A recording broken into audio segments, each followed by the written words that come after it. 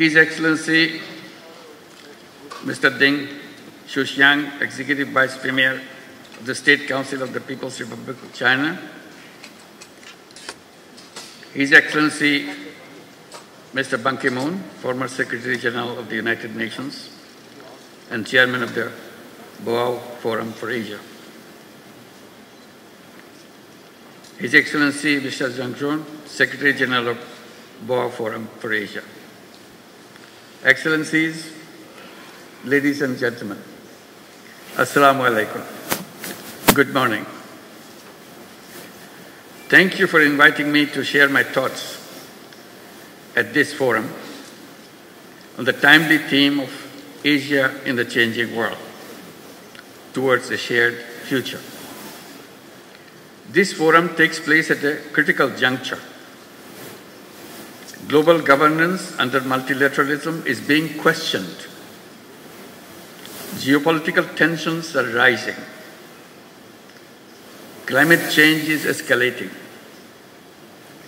Debt burdens are unsustainable. Humanitarian crises are growing.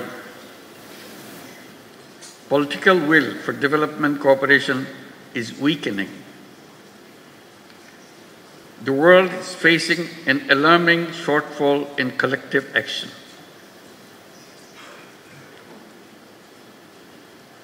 In the past, I attended this forum to share insights on microcredit. Today, I stand before you in a different capacity, representing a Bangladesh that underwent a historical transformation in July-August last year. The world witnessed a people united against oppression and corruption. Our youth and citizens demonstrated exceptional resolve and strength to redefine the future of Bangladesh. To restore public trust, we have initiated critical reforms. Independent commissions have been launched to reform the electoral system, judiciary, civil administration, law enforcement. These reforms, when implemented, will bring about fundamental transformation for our nation. Excellencies, as we build a new Bangladesh, we face multiple challenges which are shared by other Asian countries.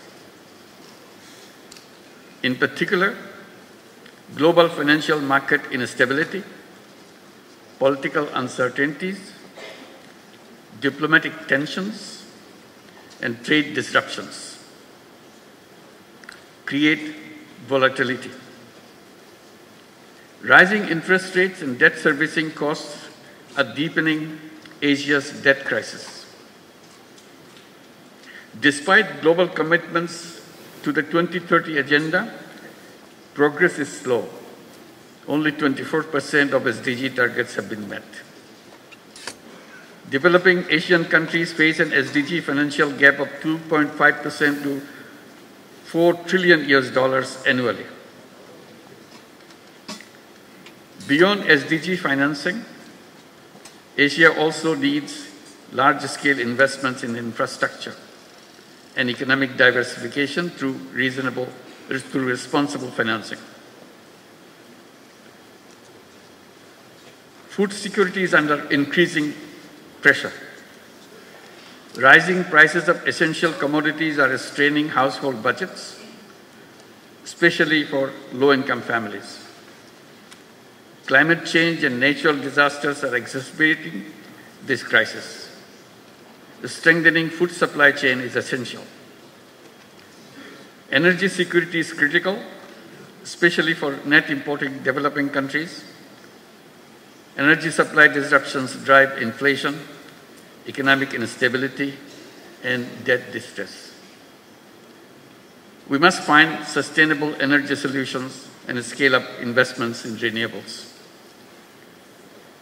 Investing in health and education is critical and crucial for human capital development. A well-educated, skilled workforce drives economic growth and innovation. Countries that invest in universal healthcare see better economic productivity. Digital education, vocational training must be expanded to equip our youth for the jobs of the future. Distinguished audience, our civilization is at risk as we continue to embrace self-destructive economic values. The dominant economic model thrives on limitless consumption. It justifies over-extraction of resources and environmental degradation in the name of growth. We must shift towards sustainable economic models that prioritize people and the planet over the profit. The climate crisis poses an existential threat to humanity. In Asia-Pacific region, climate disaster-related economic losses are already enormous, which is equivalent to $65 billion. Climate vulnerable countries like Bangladesh are forced to divert resources towards disaster response, limiting investments in productive sectors. We need new, additional, accessible, non-ODA, non-debt creating grant-based climate finance with an equitable distribution between adaptation and mitigation. Universal access to life-saving medicines and technologies must be guaranteed. The COVID-19 pandemic was a wake-up call, highlighting deep inequalities in global health system. Asia should take a united stand in ongoing negotiation of the pandemic treaty. Rapid strides in the data-driven technology, robotics, quantum computing, artificial intelligence are shaping the world. Lower capacity and resource mobilization in Asia compared to advanced economies could further widen digital divide. Data sovereignty and security remains critical concerns. If technology evolves irresponsibly, it could pose existential risk. Asia must close the digital divide and build regional capacity in technology, innovation, and incubation. Ladies and gentlemen, Asian cultural diversity, with its rich tapestry of languages, traditions, philosophies, customs, is a testament to the resilience and creativity of human civilization. The philosophies of Islam, Confucianism, Buddhism, Hinduism, among others, have shaped the global thought, offering unique perspectives on morality, governance, and human spirit. Asia's civilizations have flourished by embracing diversity. Over the centuries, the vibrant exchanges of cultural diversity has not only impacted on the region, but global influence. The melding of tradition and modernity, the respect for ancestral wisdom, alongside cutting-edge innovation, creates a dynamic energy that propels the region forward while honoring the deep historical roots.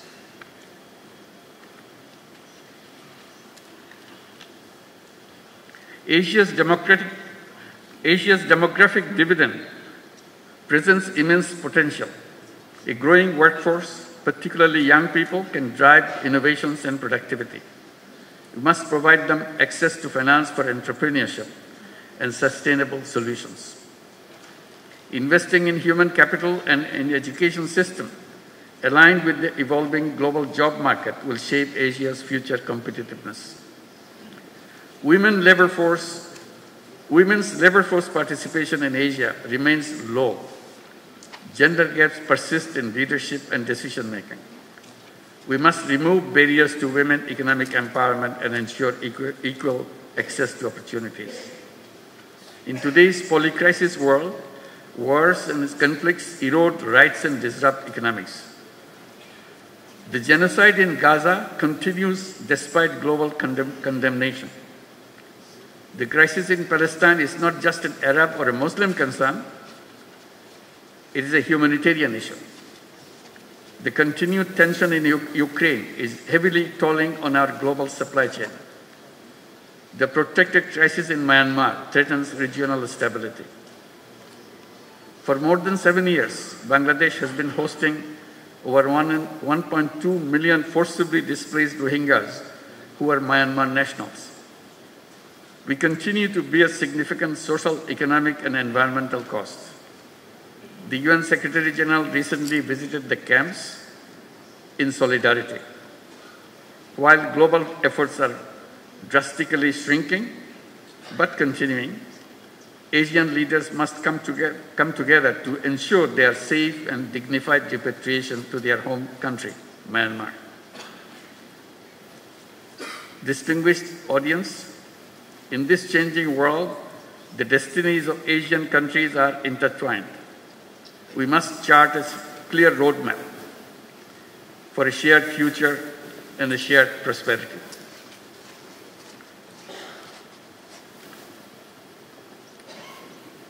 First, financial cooperation. Asia must create a sustainable financial mechanism. Regional MDBs and similar institutions should lead this effort. We need reliable funds that address our challenges and meet our growing demands. Second, trade cooperation. Asia remains one of the least integrated regions. This weak integration stifles investment and trade. We must work to boost trade cooperation immediately. Third, food and agricultural cooperation. We must promote resource-efficient farming. Domestic production must be enhanced for food security. We need to reduce imports reliance and achieve self-sufficiency. Expanding tech-based sustainable agricultural solutions and innovations in regenerative and climate-smart farming is key. Finally, mobilizing intellectual resources and youth power must be at the center of our collective actions.